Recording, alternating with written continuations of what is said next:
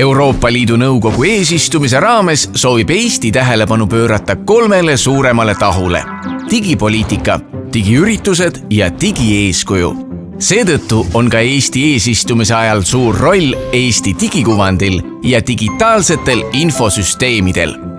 Traditsiooniliselt jätab iga eesistuja Euroopa Liidu Nõukogu sekretariaadile pärandi, mida saab kasutada ka pärast konkreetse liikmesriigi eesistumist. Eesti soovib endast maha jätta digitaalse jälje. Selleks oleme arendanud eesistumisega seotud ametnike tööd hõlbustava IT-lahenduse Presidency Gateway, mis hõlmab endas nii Eestis toimuvate ürituste kohta käivat korralduslikku infot kui ka dokumendihoidlat.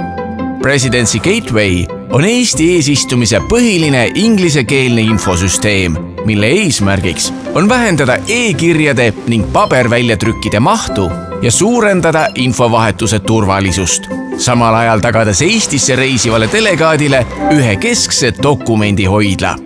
Niisiis, Presidency Gateway'd hakkavad kasutama nii üritusi korraldavad ministeeriumid kui ka siia saabuvad delegaadid.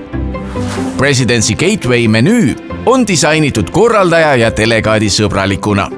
Korraldaja sisestab Presidency Gateway'sse kogu delegaadi jaoks vajamineva info, näiteks kohtumise üldinfo, dokumendid, päevakava, kaasnevad üritused, esinejad, osalejad, interaktiivse küsimustiku ning avalikustab selle delegaatidele reaalajas.